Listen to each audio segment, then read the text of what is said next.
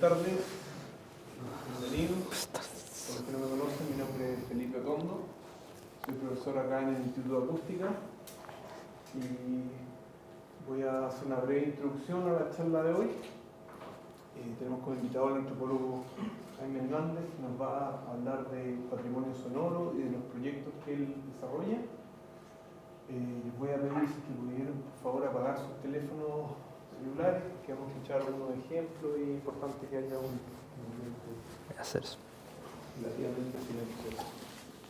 La idea es que una introducción para conversar, que fue la última charla que tuvimos al respecto, que fue sobre lutería acústica, lutería musical, perdón, y acústica, fue una de las cosas que más que mejor funcionó. Entonces voy a hacer una breve introducción. Jaime Hernández es antropólogo, conozco a Jaime desde los años 90, fuimos compañeros al mismo tiempo en la universidad, no de carrera, pero sí durante el mismo periodo. Jaime lleva trabajando muchos años con el tema del paisaje sonoro. Creo no equivocarme que ha sido uno de los pioneros en Chile con el tema del paisaje sonoro.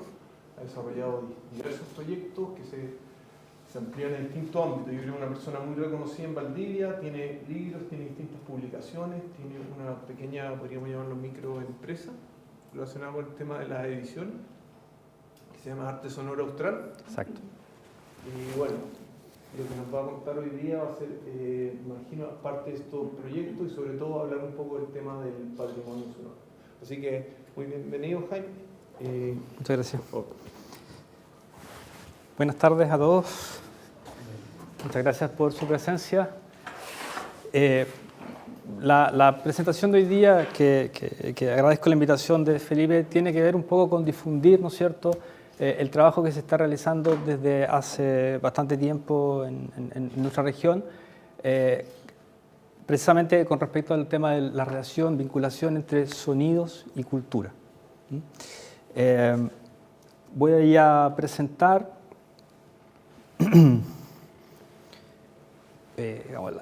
la charla. El tema es, por supuesto, patrimonio sonoro. Básicamente, las preguntas a responder durante más o menos 20 minutos es específicamente cuál es la vinculación que existe entre los sonidos y la cultura, qué es lo que es la interpretación cultural de los sonidos y ver ejemplos sonoros en concreto para entender esta vinculación.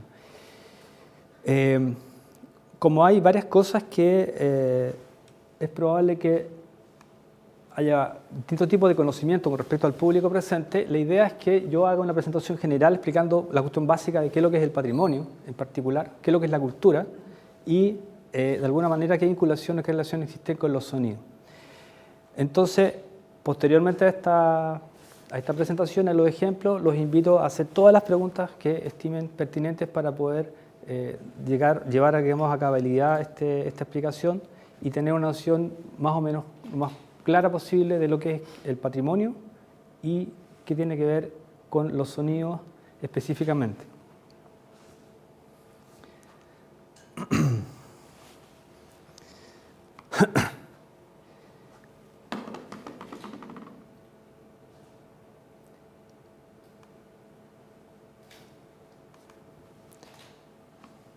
Ok, vinculación primero, una explicación bastante genérica en que el patrimonio cultural está, digamos, constituido por una serie de manifestaciones evidentemente humanas y pueden existir, digamos, de forma tangible o intangible. Esto incluye lo que se explica acá, digamos, en términos concretos, conocimientos, tradiciones, monumentos, restos arqueológicos, edificaciones, arquitectura, arte, historia. Hay una cuestión importante que está implícita aquí, que tiene que ver con que los grupos humanos hemos ido desarrollando formas de vida, formas de intervenir el espacio, formas de vincularnos con el medio ambiente en el cual nos vemos inmersos, formas de organizarnos. La antropología básicamente trata de responder esa pregunta en términos concretos de qué es lo que es la cultura. y cuáles son las manifestaciones específicas de la cultura.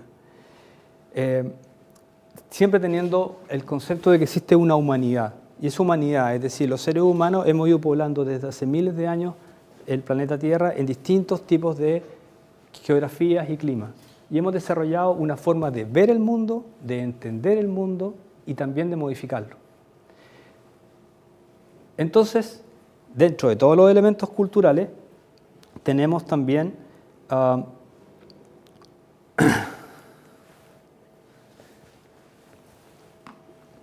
que entender que siempre existe una vinculación, es decir, esta cultura siempre se manifiesta en el tiempo y en el espacio, es decir, en un territorio concreto.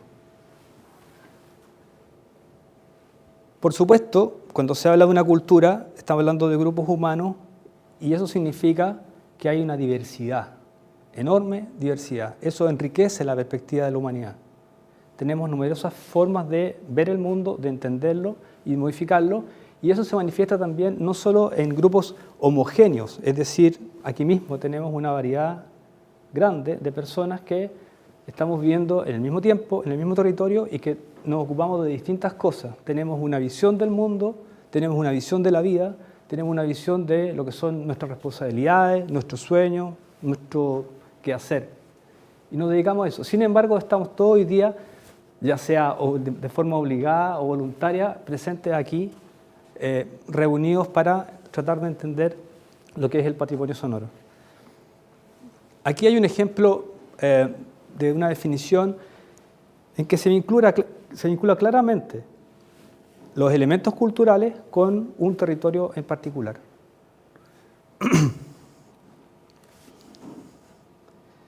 Aquí se especifica que el patrimonio también es el conocimiento sobre el medio ambiente, sobre las prácticas y las plantas medicinales, formas de trabajo en la tierra, en el mar, en los bosques. En general, el patrimonio cultural son elementos culturales que son definidos por la propia comunidad como algo que es necesario reproducir, recrear y traspasar de alguna manera a las nuevas generaciones. Asimismo, las nuevas generaciones, lo que hacemos es tomar algunos de esos elementos y también reproducirlos culturalmente. El patrimonio se puede dividir básicamente en natural y cultural, y el patrimonio cultural específicamente se divide en material e inmaterial. Esto es una abstracción en realidad porque, como les decía, el patrimonio es, de alguna manera, siempre está presente en un territorio y en un tiempo. Por lo tanto, un conocimiento se aplica en un digamos, espacio determinado, en un contexto determinado.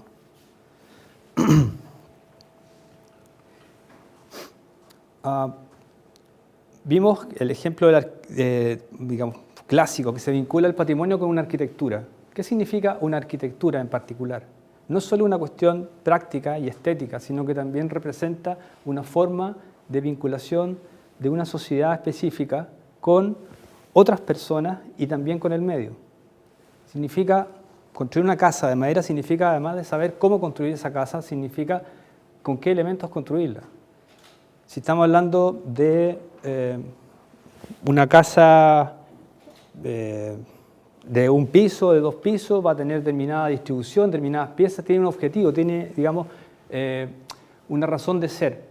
Y eso se mantiene en el tiempo, pero al mismo tiempo también se va modificando. Hay nuevos estilos, hay nuevos materiales, hay nuevas tecnologías, etc. Entonces, de alguna manera, la cultura es un concepto dinámico que, si bien mantiene cierta tradición, también se va modificando con el tiempo.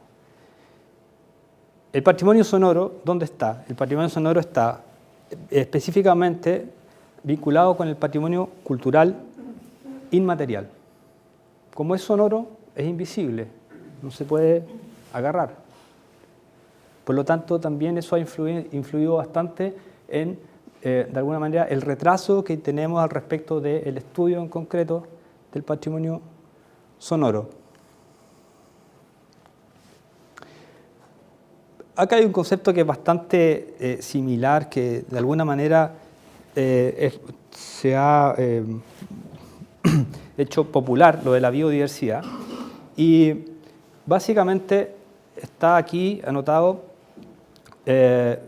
como un referente de la vinculación específica que existe entre determinada naturaleza y los grupos humanos que la han ido poblando.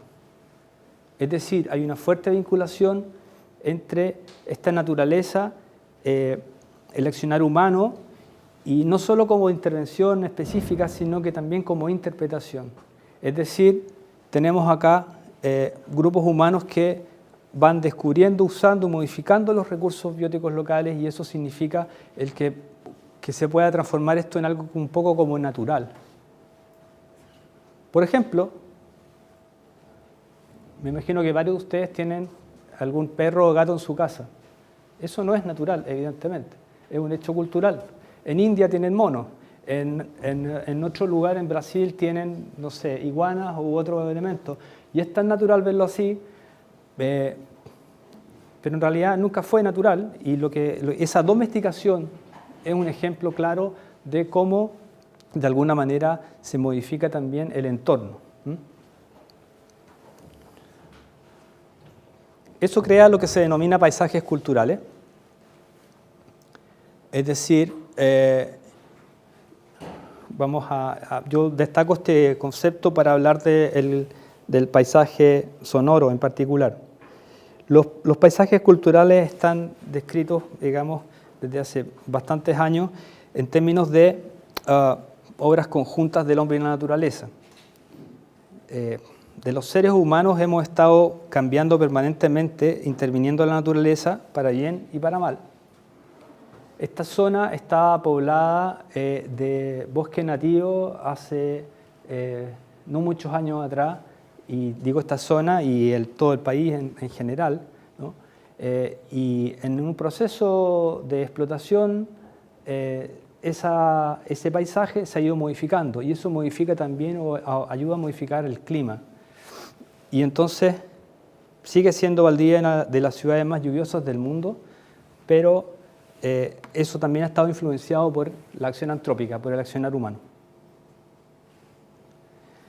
Ok. La cuestión del patrimonio y su importancia tiene que ver con que precisamente las comunidades humanas, cuando valoran algún aspecto de su cultura, lo tratan de reproducir y lo defienden también de cualquier posibilidad de cambio. Entonces, en concreto, estas comunidades lo que defienden es algo que les parece importante, algo que valoran en concreto, y lo valoran por sobre otras cosas. Esa valoración tiene mucho que ver con precisamente lo que otorga la posibilidad de otorgar identidad, tanto individual como grupal, el sentido de pertenencia que tenemos nosotros. Después vamos a ver ejemplos en concreto de identidad cultural, y podemos volver a retomar todos estos temas que parecen un poco abstractos tal vez en un principio.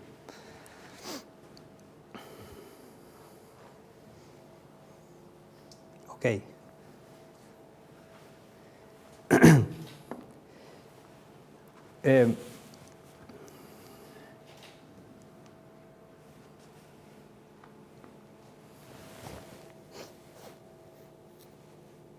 Aquí hay una explicación del conocimiento local, en concreto,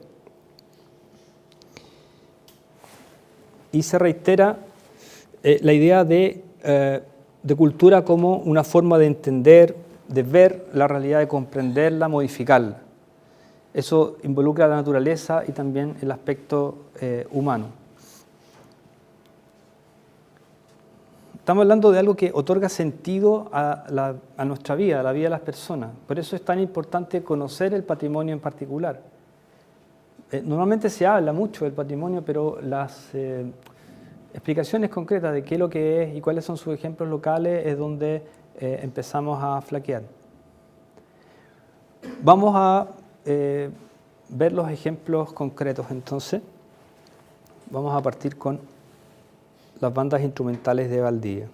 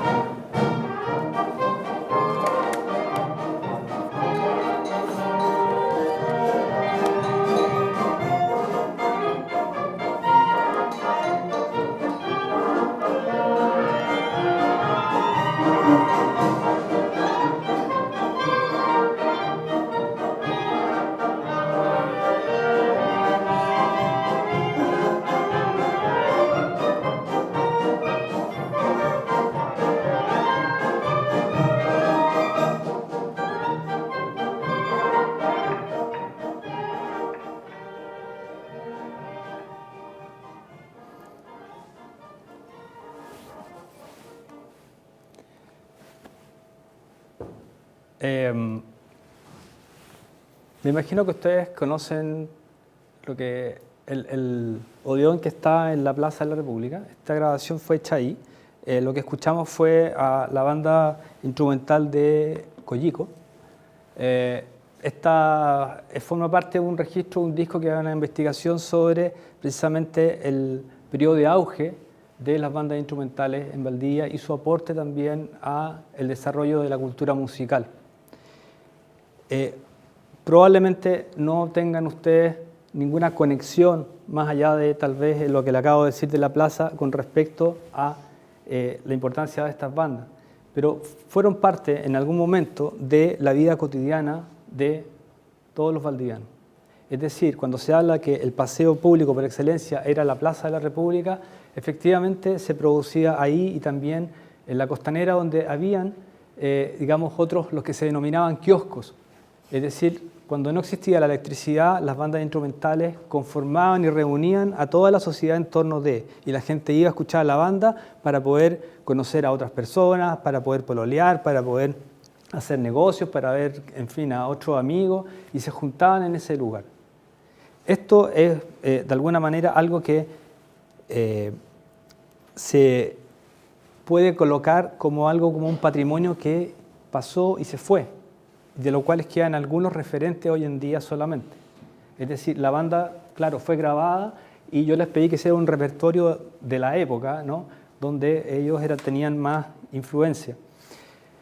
Las bandas tocaban música en general de Europa, pero también música latinoamericana, y fueron evolucionando con el tiempo. Durante muchos años tocaban música y eran como el referente específico de conocimiento de otro tipo de músicas y de músicas populares. Lo que escuchamos es una marcha porque partieron como, digamos, normalmente como elementos culturales que tenían que ver con la idea de una nación, con la idea de generar la idea de Chile como un Estado-nación unificado.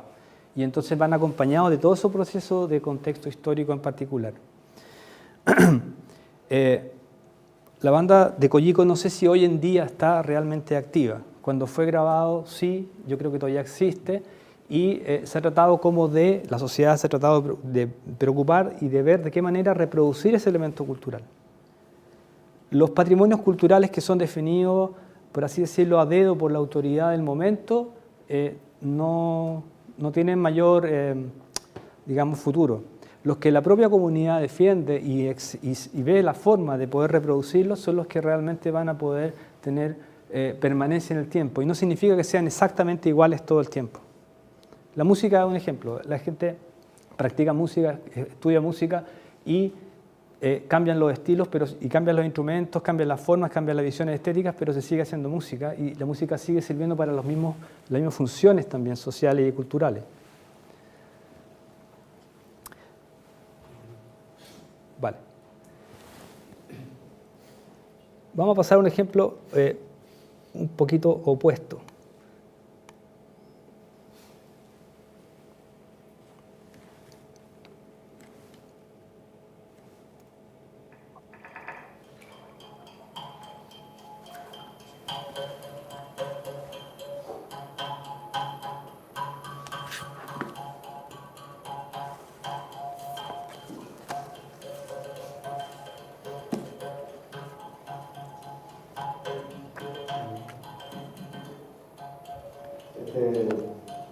Se inventaron los mapuches caminando por el bosque y empezaron a mirar qué podía servirle como un instrumento. Y hallaron de que le sirvió bastante el 5, por eso se llama 5.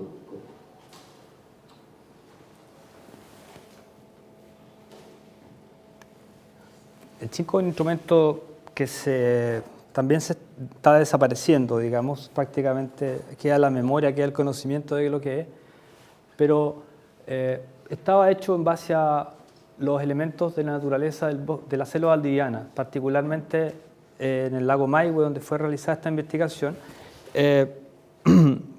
Había personas que tenían historias vinculadas al Chinco y que era como, entre comillas, la radio que se tenía en esta zona precordillerana.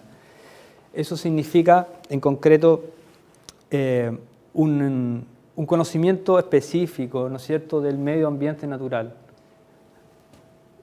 Inventar un instrumento musical es un proceso cultural que en realidad uno no sabe de dónde puede estar el origen muchas veces. En particular este sonido yo lo encontré bastante similar en el timbre al trompe, pero es vegetal y en el fondo está hecho, es como si fuera un arco, ¿no?, para tirar flechas, que es un arco de maqui, una varilla de maqui pasada por el rescoldo que se une por una tensión, una cuerda tensada que es un boqui, es decir, una enredadera del bosque. Y se coloca digamos, en la boca, la cavidad bucal es la que permite, ¿no es cierto?, igual que el trompe, darle la sonoridad y la melodía que acabamos de escuchar.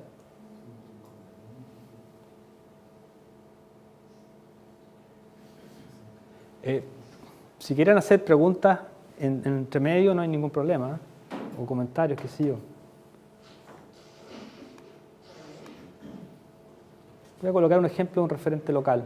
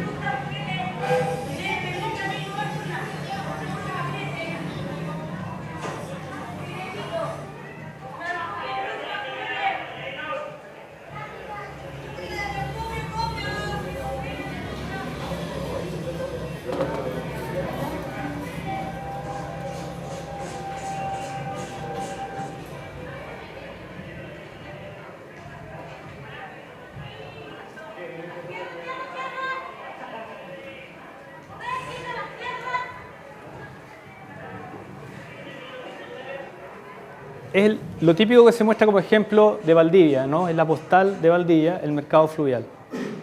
También es típico el ejemplo en términos de mostrar el paisaje sonoro y estar entonces viendo ahí los pregones en particular que hay en este caso.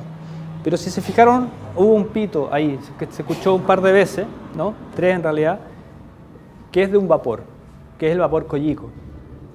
Y que a la gente que lo ocupaba, escuchar eso significaba de alguna manera un volver al pasado, ¿no? Yo no sé cuántos años lleva la Feria Fluvial trabajando en ese punto, pero evidentemente que cuando empezó no habían autos ni estos sonidos, tampoco estaba el puente Pedro Valdía, que es el que estamos escuchando en este momento. Así suena cuando uno lo cruza caminando. Este es un trabajo que tiene que ver con el recorrido sonoro desde la feria, cruzando el puente hacia el MAC, a una inauguración y que forma parte de un trabajo que tiene que ver con conocer el pasado del lugar donde está ese Museo de Arte Contemporáneo.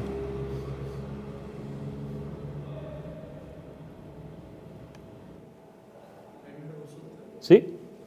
¿Sería bien el ejemplo para elegir, por ejemplo, en el caso de Chile, por ejemplo, que se debe a parte del presupuesto sonoro como grupo?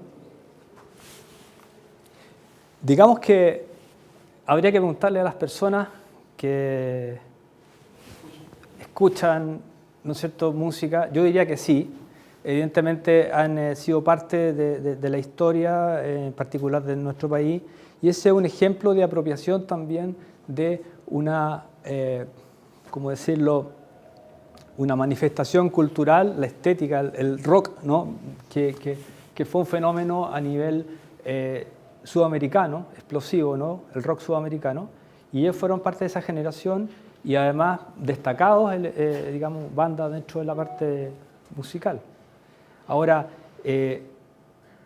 la música en particular es uno de los ejemplos más claros de la importancia de lo sonoro, ¿ya? Pero voy a colocar otro ejemplo muy breve que tiene que ver con vivir en Valdivia. Tal vez no todos son de Valdivia, pero han estado acá ya un tiempo.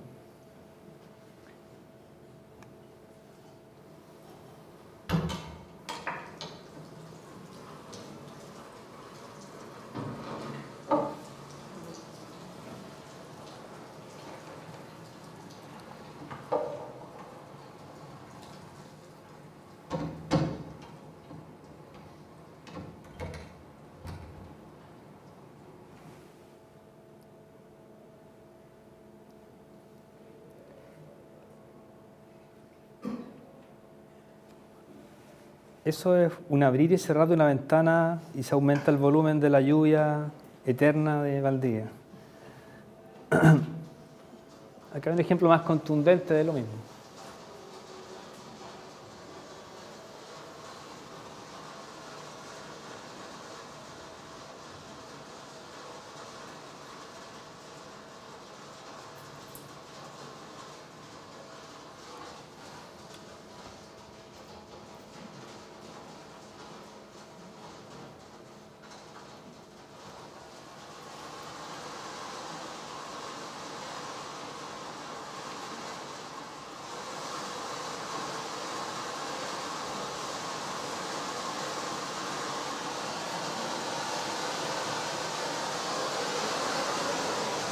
¿Puedes subirle un poco?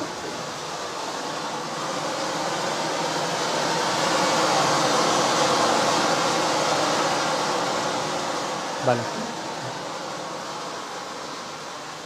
El tiempo real de una granizada, ¿no? Cuando empieza a pegar sobre la lata, directo sobre el zinc.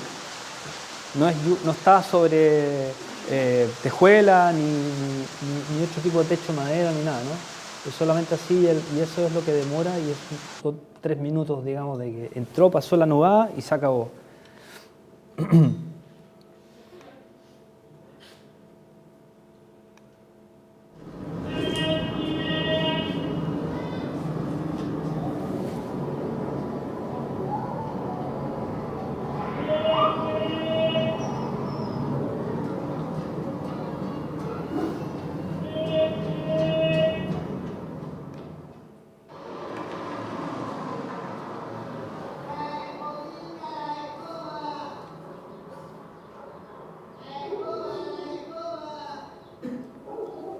Estos sonidos que son valdivianos probablemente en 10 años más no existan. O sea, escobas ya poca gente vende escobas, no compra escobas, se ocupan escobillones, todo plástico. Nótese que antiguamente las escobas se hacían de la quilineja, que es el mismo elemento con el que los mapuches hacen el instrumento que escucharon primero. Es decir, el mismo elemento, en la misma cuestión, se ocupa para distintas cosas. Por eso es que son parte de nuestra configuración cultural, ¿no? Ahora, lo que me explicaba este caballero que construía el Chinco era que hay 2 usos. Uno es para diversión, porque la idea es que van, no sé, caminando hacia Argentina, supongamos, que era algo bastante habitual, y entonces recogen los elementos y en la noche al lado de la fogata se pueden a tocar. Pero también se ocupaba, igual que el trompe, para enamorar a las mujeres.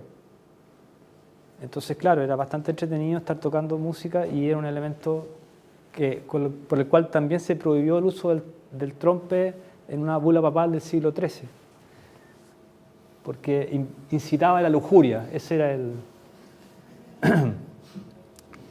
el argumento.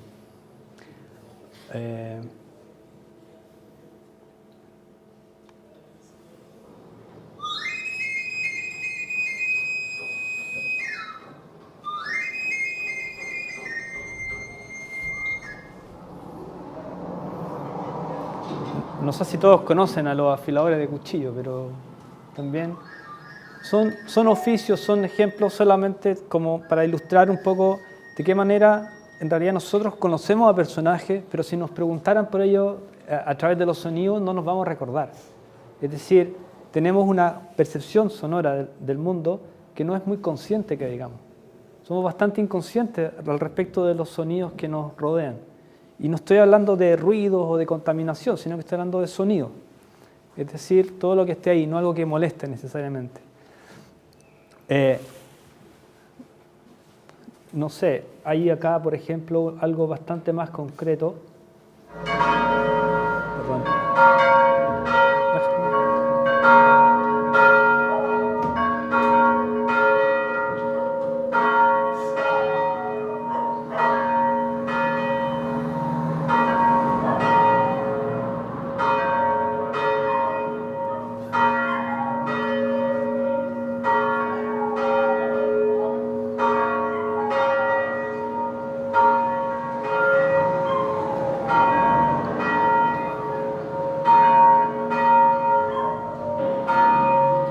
Yo no sé si ese perro sigue vivo, por ejemplo. Y obviamente que me imagino que cada vez que sonaba la campana, que para él de haber sido un sonido maldito, se ponía a aullar.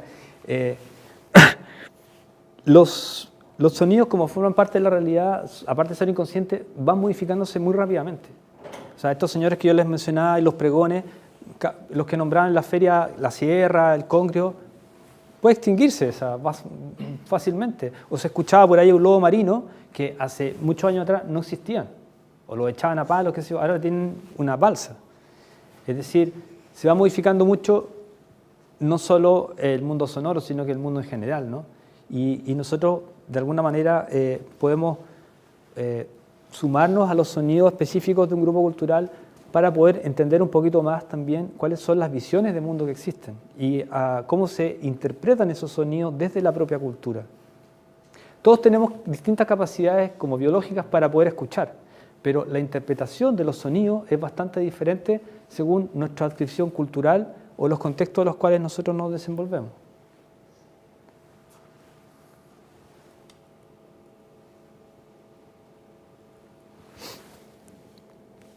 Ok, hemos escuchado varios ejemplos de sonidos culturales.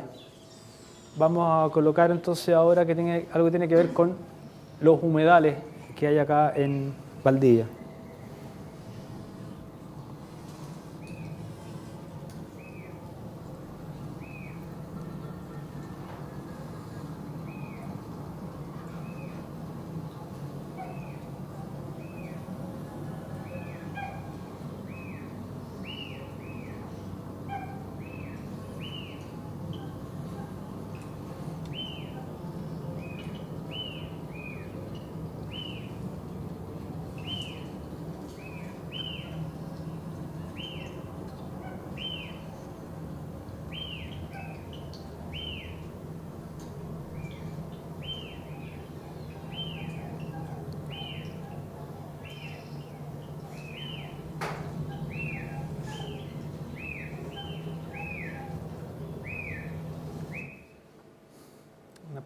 ¿Sí?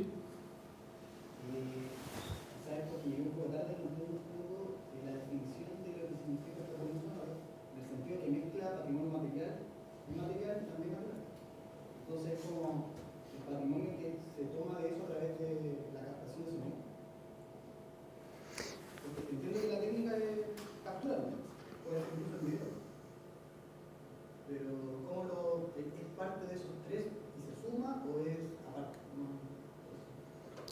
Lo que decíamos al inicio era que en realidad el patrimonio sonoro es una manifestación cultural que es identificada por una comunidad como algo que es relevante para la propia comunidad, como parte de su cultura y parte de su cultura o elemento cultural que ayuda a la construcción de su identidad en particular.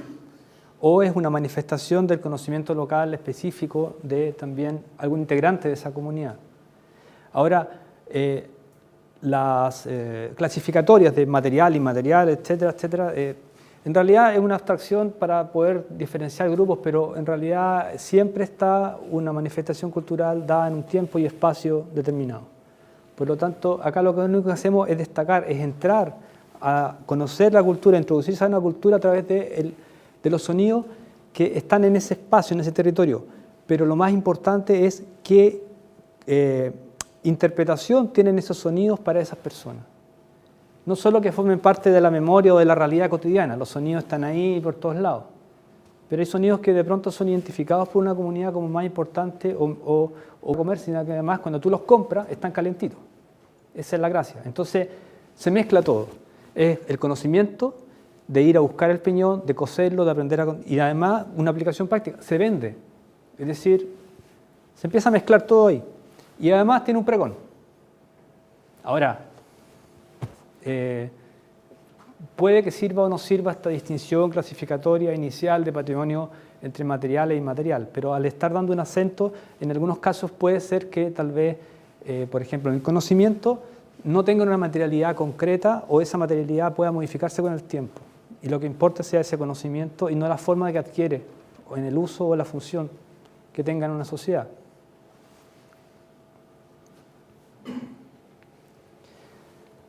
No sé si lograron identificar alguna especie de lo que vimos ahí, ¿sí? ¿Cómo cuáles? Sí. Cisne. ¿Qué más? Tagua. Creo que con eso ya finaliza, pero no estoy seguro. Ese se llama fío fío. Es onomatopéyico el...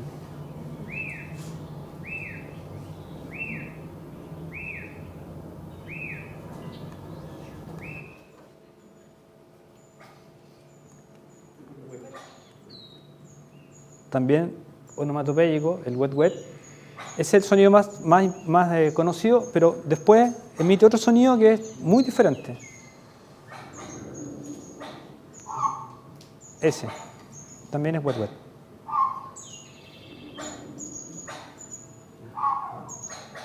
Normalmente los wet wet andan de a dos, andan en pareja. Y son un poco como los dinosaurios, que tratan como de confundirte. Son curiosos, se acercan, se alejan, uno está por acá, otro por allá, en fin.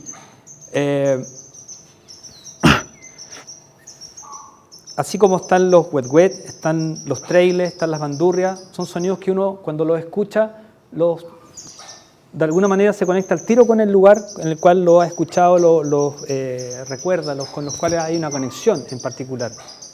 Y esa conexión es interesante porque desde el punto de vista cultural, por ejemplo, el grito de alarma de los trailes, para la ciencia, para la biología, es uno solo.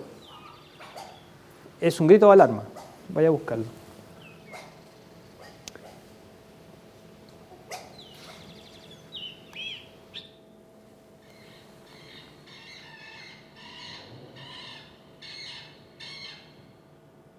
Si se fijan, ese sonido no está grabado, por ejemplo, en un zoológico.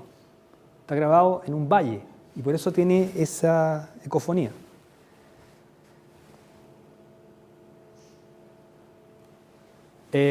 Conversaba la otra vez con el señor Francisco Manquecheo de Tralcao y él me decía que para los mapuches en realidad el traile tenía 3 gritos de alarma diferentes. O sea, el mismo grito para que nosotros escuchábamos, es decir, no teníamos la capacidad cultural de distinción de eso, significaba que venía un ser humano, o que venía otra ave, o que venía otro animal. Entonces, de alguna manera, esa distinción que ellos hacen es porque hay un conocimiento acabado del medio ambiente y que en algún momento lo llegaron a formular y a heredar. Obviamente no significa que todos los mapuches van a saber eso, pero es parte de su cultura, que nosotros no manejamos.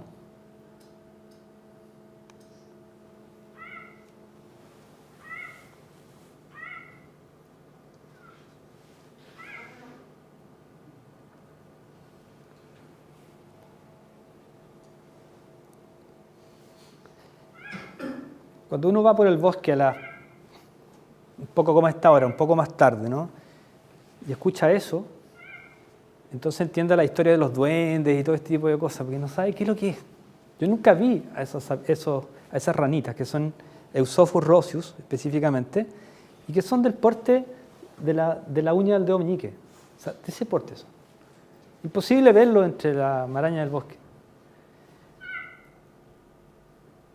Y cuando me lo presentaron, un especialista, un amigo que estaba trabajando ahí en el tema, me dijo que podía conversar con ellos. ¿Cómo? Porque uno silba y ellos lo imitan a uno. Entonces ellos se van imitando entre sí. Cuando empiezan, no es uno, son varios, ¿no? Así es que es interesante. El sonido más complejo que escuché de repetición fue precisamente cuando cantó un chucao a lo lejos y este bichito lo trató de imitar. Y está grabado por ahí más adelante.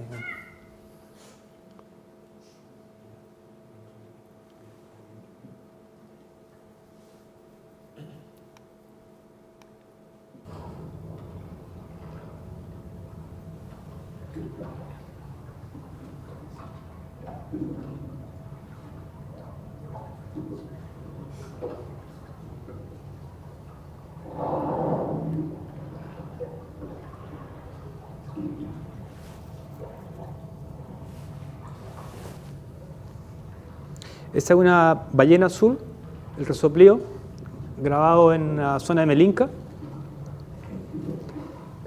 A propósito de un redescubrimiento del ciclo que hacen las ballenas azules, de los pocos ejemplares que quedaban.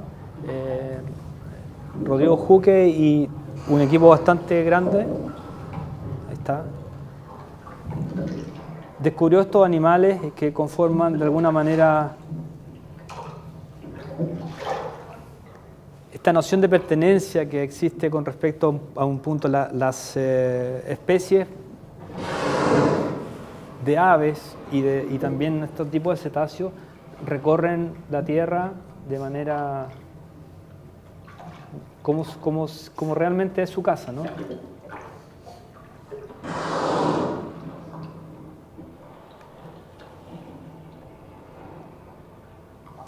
Si desde la antropología uno trata de entender la cultura y desconoce los sonidos, está perdiendo una parte fundamental para poder tener una profundidad en ese conocimiento. Pero también hay elementos específicos que están en el fondo en las publicaciones que tienen que ver con la interpretación que tienen las culturas de esos sonidos. El chinco, por ejemplo, y todos los conocimientos asociados, lo de las bandas instrumentales, lo de los sonidos de la naturaleza.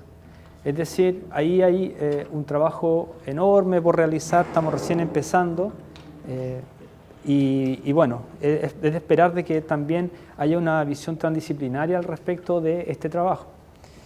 Es muy importante tener en consideración que estos sonidos son solo una muestra de algo que está en permanente evolución, permanente cambio. Sí, pero ahora Jorge Cepeda, que es un ingeniero en sonido, y él tenía un grupo que se llamaba así, digamos, también está otro grupo, y entonces el patrimonio también depende que hay un punto en el cual estos grupos, Sector Democracia u otros que se formaron en ese tiempo, no subsisten o no pasan y no forman el canon. Es lo mismo que pasa en la música docta de tradición europea. O sea, nosotros tenemos Haydn, ¿cierto? Mozart, Beethoven en un periodo, pero hay otros como Czerny, por ejemplo, que no pasaron a ese patrimonio y no son, entre comillas, patrimonio. O es todo patrimonio, también es como totus tu, o sea, es todo patrimonio. Y en lo que es la naturaleza, cito, digamos, y perdón por alargarme, digamos, estoy más bien reflexionando que preguntando. Cito a Jorge Arena, al doctor Jorge Arena, que cuando lo invitamos nosotros a nuestro conservatorio, él dijo, no, si todo es ruido, la música es ruido y hay que controlarla. Entonces, claro, se puede definir que todo es ruido y hay que controlar el ruido, digamos, o sea, ¿entiendes? No hay esta distinción tan sofisticada en que unas cosas son sonido y otras son ruido, digamos. ¿Dónde está la diferencia entre sonido y ruido? Es una cosa cultural y... Ya. Eso, por ahí va, ¿no?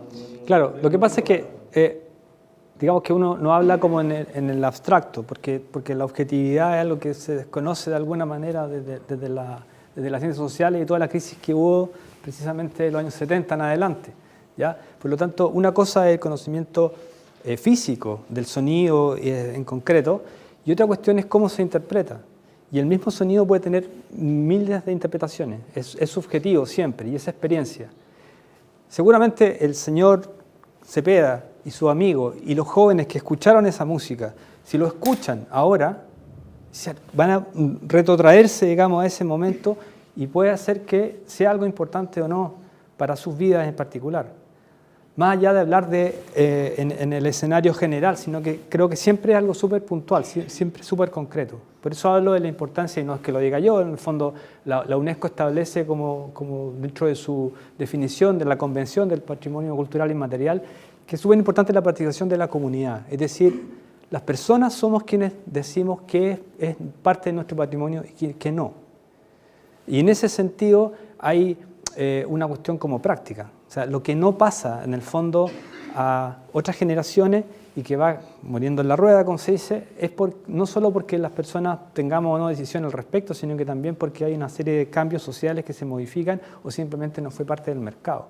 Pasa con muchos artistas en pintura, en vanguardia, que tuvieron digamos, un éxito posterior a su muerte, años después, y es el mercado el que eleva, digamos, a esa categoría. Hay un tema de patrimonialización también, que entiendo está en tu reflexión de que todo es patrimonio entonces, ¿ya? Pero en realidad nosotros somos los convocados a decir qué es lo que es nuestra cultura y a dónde están los elementos centrales y qué privilegiamos para reproducir o no. Nosotros seleccionamos, por así decirlo, o preseleccionamos ambientes para que nuestros hijos escuchen determinada música o no. De alguna manera, lo que trato de decir es que en la dinámica de la cultura, nosotros formamos parte de esa dinámica y es importante, y generamos nuestra propia banda sonora, por así decirlo, y tenemos nuestros discos y tenemos nuestra, con respecto a la música en particular. Pero con respecto a los sonidos naturales o a los sonidos en general, más allá del concepto de música, pasa algo similar. Es decir, hay cuestiones que de pronto son importantes para la vida de las personas que tienen que ver con los sonidos. Como por ejemplo ir a la playa y escuchar el mar, el mismo ruido blanco que estábamos escuchando con los granizos está ahí presente en las olas. Y supuestamente sería lo que más o menos como suena el interior de la madre cuando el feto está ahí. Y se escucha un sonido parecido y por eso sería relajante. En fin, no solo se va a mirar el atardecer, sino que también se va a escuchar el mar y eso. Y no todas las olas suenan similar en todas las playas. Sí, hay... Hay otra consulta de Enrique después de la tarde. Jaime, primero agradecerte que compartir tu Ok. felicitarte porque ya mucho tiempo trabajando en un tema que hoy día puede ser más masivo, digamos, de difusión. Mi pregunta va, en un momento escuchamos el mercado fluvial. Utilizaste el concepto de paisaje sonoro en tu descripción. Mi pregunta es, me queda claro tu posición para la raíz del patrimonio, digamos, ¿no? Uno puede estar de acuerdo o no, pero Claro. ¿cuál es la propuesta? ¿Cuál es el vínculo que tiene con un concepto como el paisaje sonoro? O si no tiene vínculo. Sí, yo creo que lo tiene, que está estrechamente relacionado. Lo que pasa para mí es que los sonidos en general yo los percibo como un continuo. El paisaje sonoro específicamente para mí es un conjunto de sonidos que están distribuidos en el tiempo y en el espacio y que algunos de esos paisajes sonoros son, entre comillas, reiterados o se repiten, tienen como una especie de marco que se reitera. Y en puntos concretos como esto de la feria. Puede que cambie el producto que se vende, pero van a seguir cantando, son más o menos parecidos los cantos. Y por otra parte, es muy interesante tu pregunta porque cuando yo estaba seleccionando los ejemplos, digo, sí, yo puedo colocar la campana en la iglesia de San Francisco y algunos lo van a reconocer y otros no. Pero está la campana, está el perro, está el vehículo, incluso uno podría reconocer hasta el tipo de vehículo que pasa, digamos, si es un auto, una camioneta, en fin. Pero la complejidad de la cual forman parte esos sonidos es de un continuo, una trama sonora que está ahí particularmente, y eso tiene mucho que ver con el paisaje sonoro.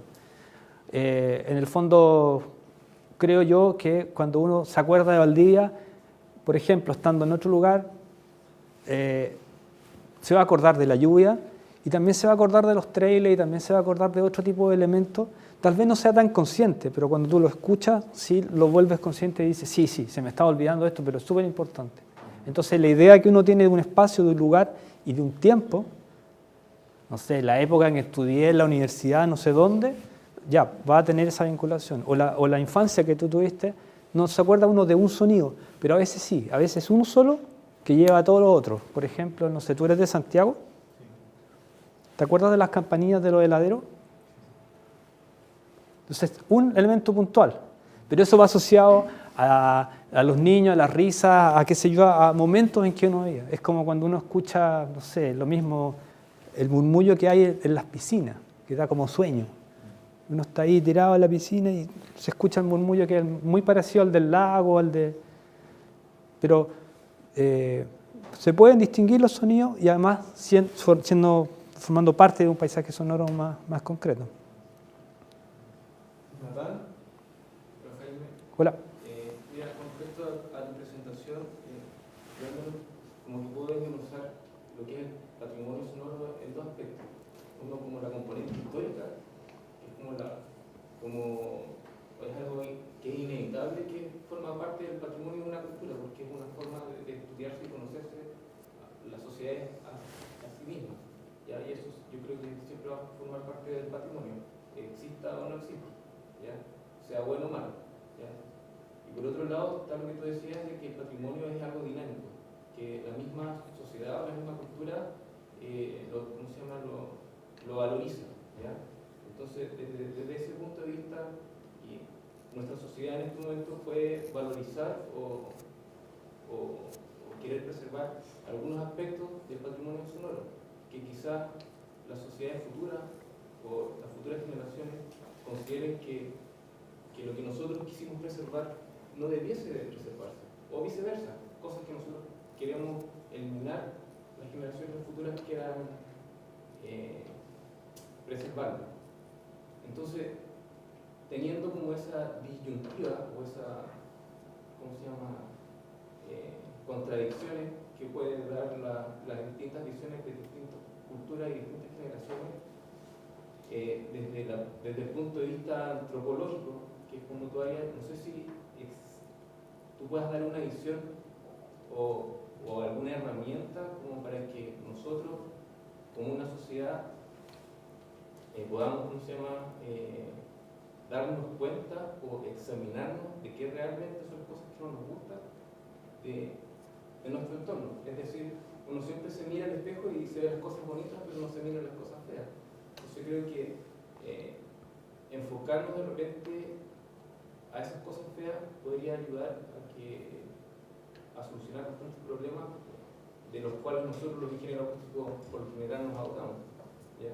No sé si desde el punto de vista antropológico hay una visión al respecto o una propuesta de solución a esas cosas. En realidad, O una visión tuya. claro, sí, solo hablo desde mi visión. Lo que yo veo es que esencialmente cuando uno está hablando del patrimonio, está hablando de la cultura. Y cuando, un poquito antes, cuando me entrevistó la persona a cargo acá del tema de comunicaciones, yo le decía que es súper importante porque estaba haciendo esta charla. Tiene que ver con precisamente dar a conocer una posibilidad de entrada a conocer el patrimonio local. Si nosotros conocemos el patrimonio y conocemos nuestra cultura, entonces podemos ver si la valoramos o no la valoramos. Pero primero hay que conocer para poder valorar. Eso es fundamental. Ahora, el que uno diga que la cultura es dinámica y que el patrimonio también es dinámico, en términos de que hay cosas que desaparecen con el tiempo a una velocidad muy rápida, y por eso está todo el tema de la ecología acústica y del foro que de alguna manera partió con Schaffer hace bastantes años atrás, de ir como en el fondo teniendo registro de esas modificaciones para el futuro precisamente. Yo cuando muestro acá elementos de la naturaleza, dice, bueno, pero ¿qué tiene de cultural el pájaro X?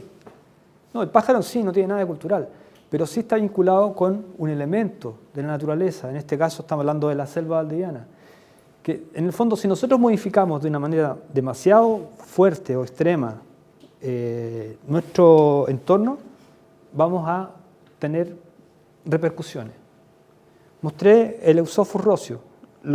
Es muy sabido que los anfibios son unos bioindicadores así muy sensibles del cambio específico en un medio ambiente en particular, cuando se contaminan. En desaparecer o tener complicaciones con enfermedades y qué sé yo, son los anfibios. Entonces, si se modifica demasiado el entorno y nosotros no prestamos atención a eso, es nuestra responsabilidad como comunidad, como sociedad. Y de alguna manera, uno dice, toma un elemento muy puntual, el sonido del bichito no sé cuánto que está aquí, pero eso es parte de una ecología, de un ecosistema. Y ese ecosistema tiene que ver con nuestra cultura y qué estamos haciendo por hacer un uso sustentable de ese ecosistema o no. Y en ese sentido, la invitación es a conocer todas las manifestaciones precisamente de ese patrimonio. Viene gente que viaja miles de kilómetros para estar unas horas pescando en el río no sé cuánto. Es decir, tenemos un patrimonio natural impresionante que forma parte de una experiencia de distintas culturas que está ahí y que simplemente puede desaparecer por acción de otros, que son parte de nuestra propia sociedad. Entonces nosotros somos los invitados a conocer. Y para terminar, así como brevemente me acordé, en primer año de la universidad yo no soy de Valdivia, llegué a estudiar acá, como me imagino muchas personas que están aquí en esta sala, y en una clase que ya ni me acuerdo cómo se llamaba la clase, lo que me acuerdo es que el profesor nos preguntó, habló acerca de las araucarias y el alerce, y habían varios compañeros que nunca habían visto una araucaria o un alerce. Y él dijo, no puede ser. Y entonces, así como que le dijera, ya, vámonos entonces, vamos a ir al jardín botánico. Hasta aquí llegó la clase, en el fondo continuamos la clase allá, y fue a mostrarnos lo que era una araucaria y para eso está el jardín botánico. Ahora uno va al jardín botánico y es lo clásico de siempre, una pésima manutención, están ahí tiradas la basura, no tiene ningún nombre los árboles, las especies genéticas que hay ahí, en fin. Pero ahí está el jardín botánico y a alguien se le ocurrió hacer ese jardín botánico y por algo está ahí. Entonces esos son elementos importantes que ayudan a tener también como parámetro, es decir, mira, los europeos les encantan los jardines botánicos y tienen un trabajo impresionante al respecto de eso. Y ahí se refleja por oposición la diversidad y la riqueza de la biodiversidad cultural. Ahora las personas están llamadas a participar o no de ese proceso, de conocer ese lugar y conocer además las historias asociadas a ese tipo de territorio. Y ahí vas a conocer cultura española, alemana, mapuche, chilena. Entonces, no sé si respondo a tu pregunta. Sería como la herramienta. Yo diría que en este instante, y frente a todas estas personas, es la autoeducación. Porque si uno va a una librería a buscar, ya quiero libros de patrimonio, libros de cultura local, te vas a encontrar con muy poca literatura. O en la web también. Es decir, la autoformación es la cuestión. No hay, no sé, este curso de patrimonio no existe en ninguna parte. A no ser que uno vaya de oyente a alguna parte, no lo sé en realidad. ¿Dónde se podría tener acceso a un tipo de información como esta? Y esto, claro, es una presentación de una hora y algo así, no es mucho lo que se puede hacer. Pero es, de alguna manera, creo que la autoeducación es una posibilidad bastante real. O sea, cualquiera puede pescar un vehículo, una bicicleta o una micro e irse al Parque Oncol. Y la historia del Parque Oncol es bastante particular en términos de lo que significó como isla biogeográfica y que se mantuvo ahí cuando estuvo el periodo de glaciación, se congeló todo menos la punta del Parque Oncol y todo se repobló a partir de eso. Y ahí está, al lado de nosotros. Y ahí están grabados estos elementos y ahí uno va y se descubre no solo animales, sino que además hay una relación de personas que viven ahí y hay una vinculación de cómo era todo el territorio antes de la llegada de los españoles, por ejemplo, para hacerse una idea de... Tenemos muy poco tiempo para una pregunta muy corta. Mi pregunta estaba relacionada con el hecho qué pasaba con esos sonidos que por su peso histórico evidentemente son patrimoniales, pero que la gente a lo mejor los desconoce y por solo ese hecho como que se produce esa contradicción de lo patrimonial con lo social. Yo creo que estamos ante el mismo escenario, que hay un desconocimiento, sí, pero terrible con respecto a lo que es nuestra cultura en general. O sea, hablar de la cultura sonora ya es algo así, ultra, recontra desconocido. Pero de la propia cultura. O sea, conocemos muy poco de nuestra historia, no sabemos dónde estamos parados, no sabemos qué árboles hay a los lados, qué pájaro cantó, no sabemos casi nada de... Digo, yo llevo 20 y tantos años acá en Valdivia y todavía no me ubico bien. Es decir, es un proceso que no termina nunca, ¿no? Hay un montón de lugares y qué sé yo, y de situaciones por conocer todavía.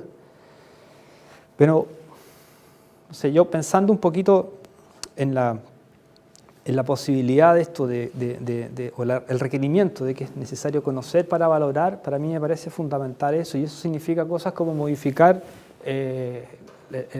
digamos, la cuestión educacional, sí, pero notoriamente. Pero sin embargo pasa lo contrario, o sea, se está eliminando, por ejemplo, las horas de geografía hoy en día en nuestra... Perdón. En los currículums, digamos, específicamente. Entonces, si uno no conoce cómo funciona el clima, la importancia de las corrientes en la definición del clima, el lugar donde uno está emplazado, parado, entonces es probable que muchos patrimonios se pierdan, muchas cosas, uno haya estado ahí, haya estado al lado, estuvo inmerso en un proceso X y no se dio ni cuenta. Por eso yo hablo de la autoeducación, en términos concretos. Pero eso va de la mano también de generar currículum y mallas curriculares que sean adecuadas para conocer el entorno y partir del centro hacia afuera. No conocer primero la historia de Mesopotamia y no conocer quiénes son los mapuches que viven aquí hoy en día y quiénes son los alemanes y quiénes son esto y lo otro, es decir, la cosa cotidiana. Ok, se nos acabó el tiempo. Yo creo que le voy a dar un buen aplauso. Gracias.